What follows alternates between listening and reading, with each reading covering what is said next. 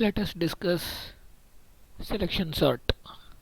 Selection sort means select the lowest element, that means a small value, lowest element, pick it from the entire list and shift it to left side. Unlike bubble sort, here minimum value will be shifted to left side. In bubble sort, maximum value, highest value will be shifted to right side. In bubble sort, adjacent elements are compared and greatest value will be shifted to right immediately. But here in selection sort, not like that. It will be selected lowest value in entire list, then that lowest value will be shifted to left. See, in front of you one image is there.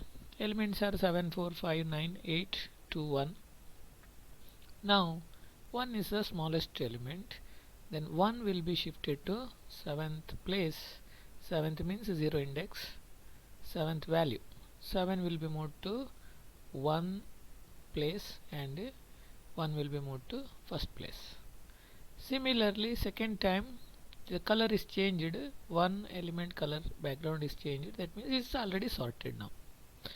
Next 4, okay, 4, 5, 9, 8, 2, 7. In the smallest is 2, then 2 will be shifted to left.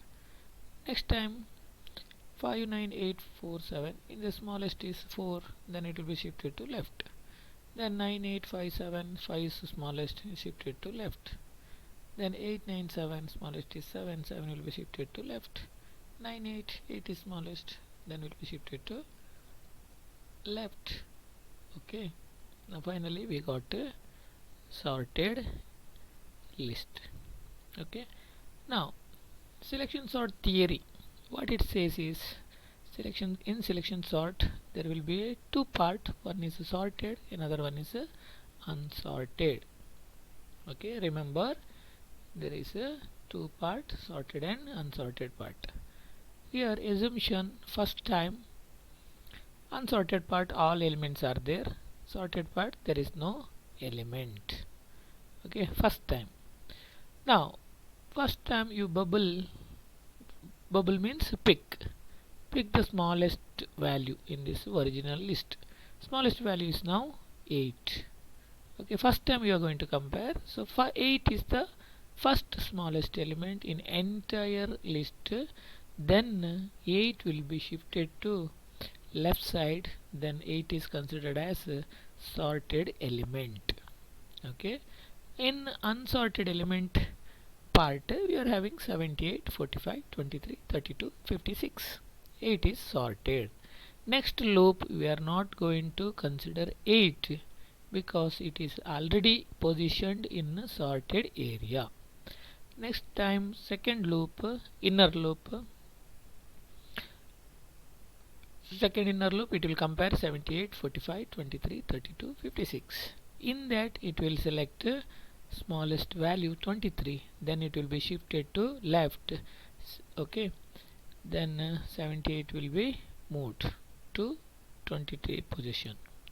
Then two elements are now sorted, the background color is different.